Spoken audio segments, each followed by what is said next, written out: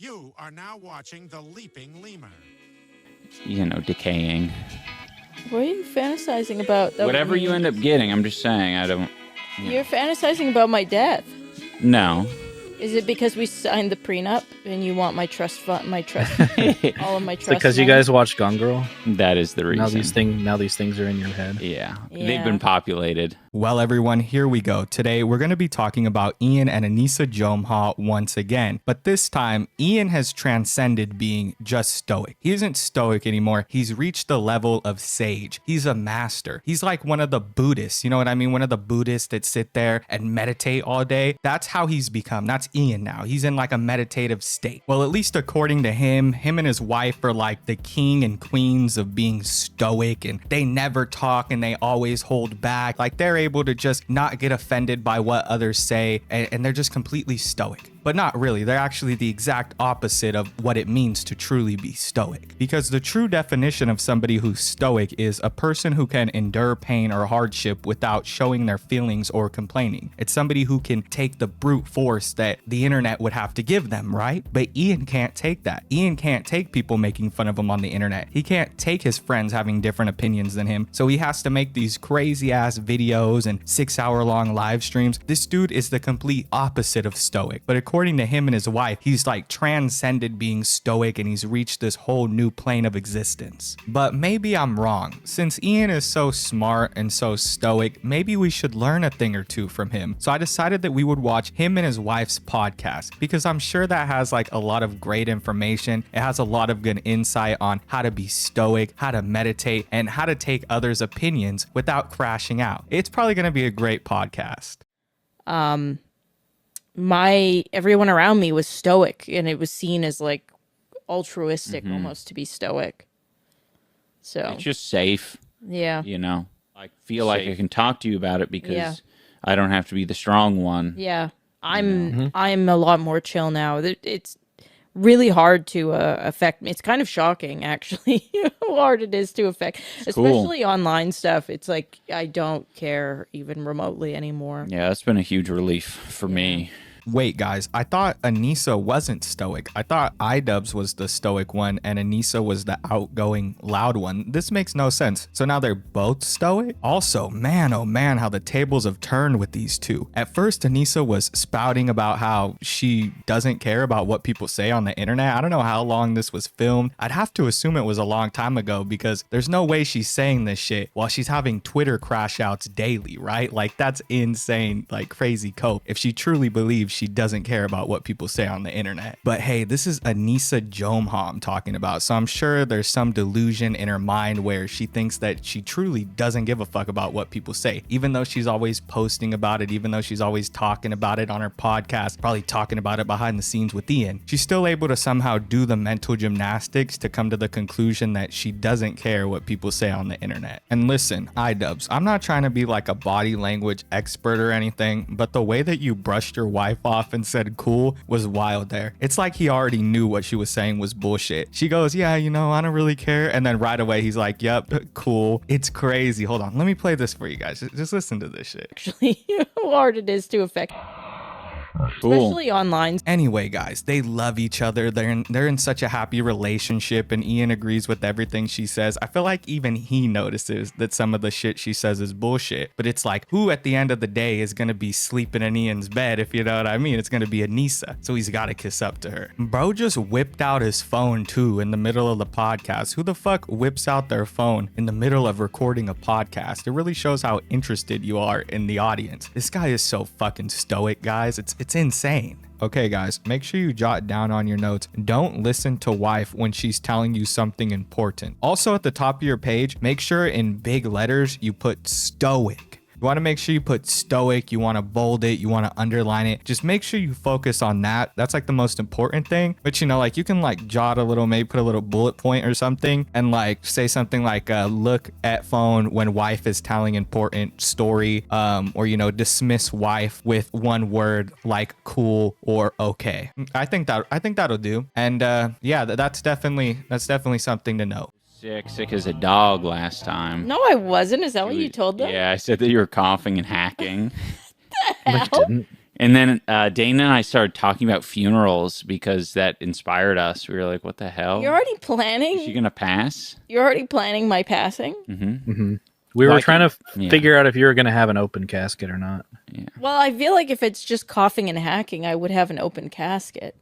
Because that Well, doesn't... it starts Not with if you puke coughing on and yourself. hacking, and then it comes to melting skin and, decaying. What are you fantasizing about? Whatever you end up getting, I'm just saying, I don't... You're fantasizing about my death. No. Is it because we signed the prenup and you want my trust fund, all of my trust? Because you money? guys watch Gone Girl. That is the reason. Now these things are in your head. Yeah. Yeah. They've been populated. Whoa, y'all. It seems like this guy has some real disdain for his wife if he's sitting here talking about her passing.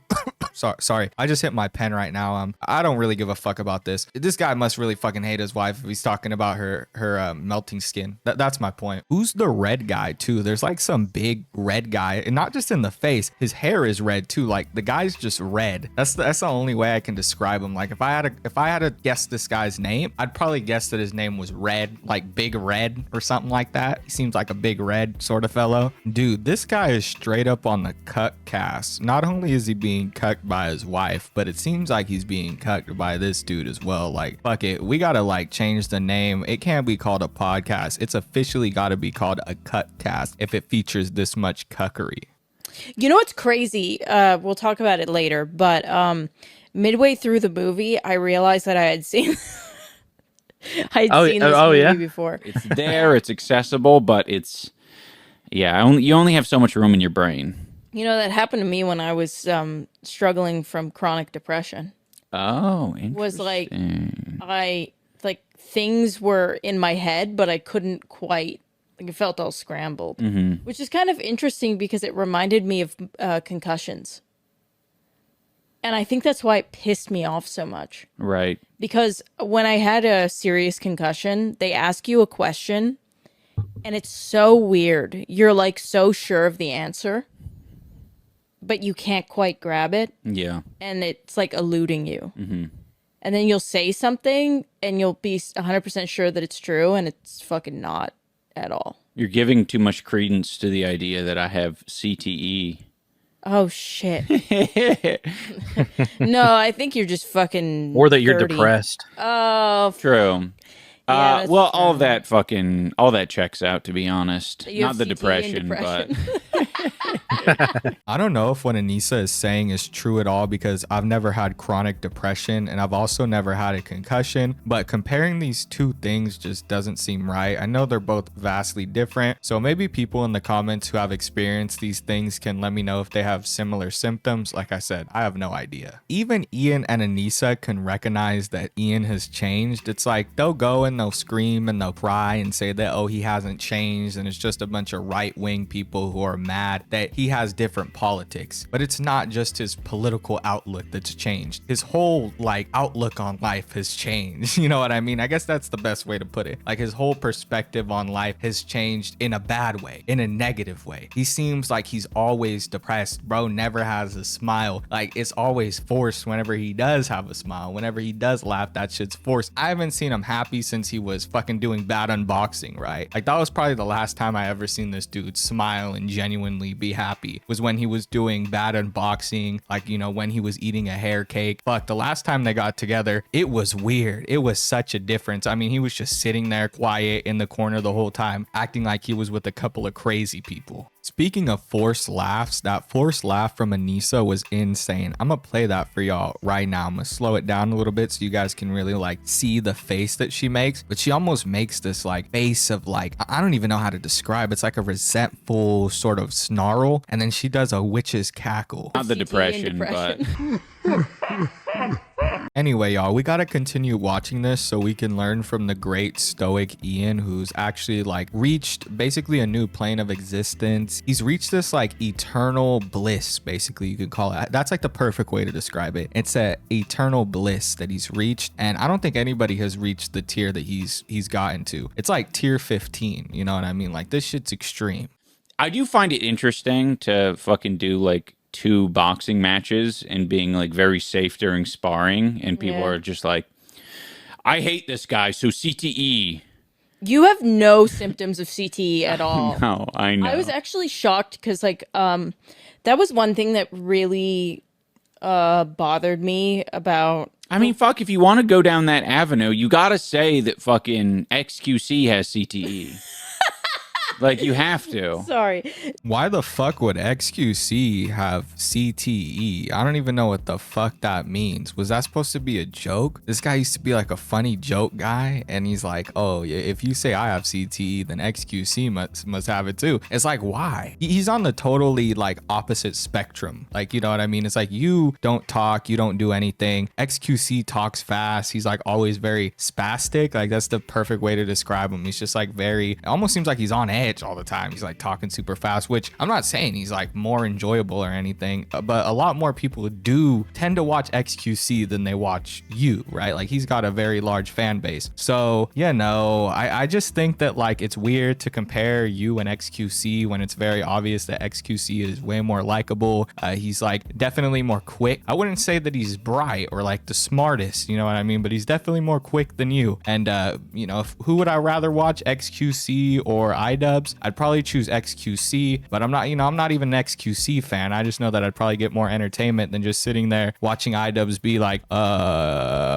yeah, I really love my wife. Like, that's what I hear when I listen to him talk. You know what's insane is that Ian and Anisa were literally just talking about being stoic and the benefits it could have on you, while like simultaneously talking about the trolls' effects on them and how it's hurting them. And you know, they're like, Ian keeps going into the CTE bullshit. I haven't even really heard that spread around. Now I'm wondering if that's true. Like, I said that one time just because it's like, yeah, this dude's mood changed so much, but I would need like a professional to actually confirm this. The fact that he himself is insecure in this makes me think that he may have some kind of like unchecked problems, and he's just like, fuck it, you know, if I don't check this out, if I don't see why I'm so different and why my mood's fucked up, then maybe there's no issue at all. So I don't fucking know, bro. I don't understand what this guy thinks is going on, because it's obvious that he changed. His wife knows, Big Red knows, Ian himself knows, the audience sees it, even the people outside of the audience see it. You know what I mean? Like, even the Hassan people see it, because they don't even want to watch you anymore. They're like, this guy's kind of like a little bit too much for us, even, because you don't make any sense at all anymore. There's something wrong with you, bro. You have to understand that. I don't know if it's like depression, like they said, or if it's like CTE, and this is all things that they are speculating on. You guys heard them before. They were speculating on it. I don't know if they were being serious. They didn't have that much of a jokey tone to them. Seems like even the people around Ian understand that he's changing and his mood is different, right? But I don't think Anisa gives a fuck, because she's always been a little cuckoo for Cocoa Puffs, you know what I mean? You can just tell in the way she laughs. CTE.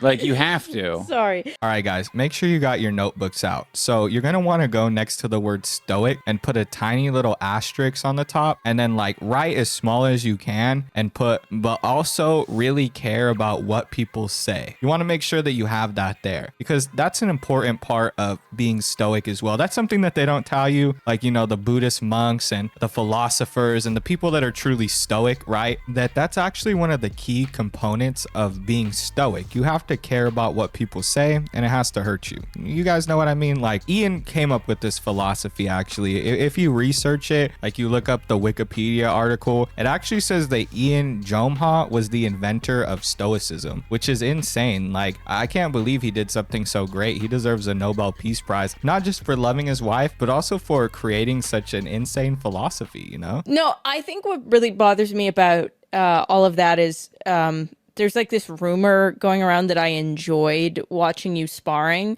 If anyone, I wish we could find that video tape of William Osmond filming me having the most egregious fucking panic attack. Right. While you were in the ring both times. I thought I was like literally dying. Like I couldn't breathe because I was so terrified. Because like I realized, like I was like, oh my God, my husband's going to get punched in the fucking head. Yeah, it's horrible. Hard.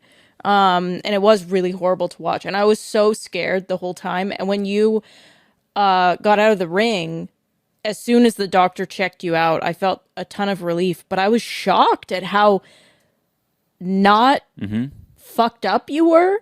You were like not. I mean, like you got bruised, but your brain was so fine. Yeah. But a fight's competitive.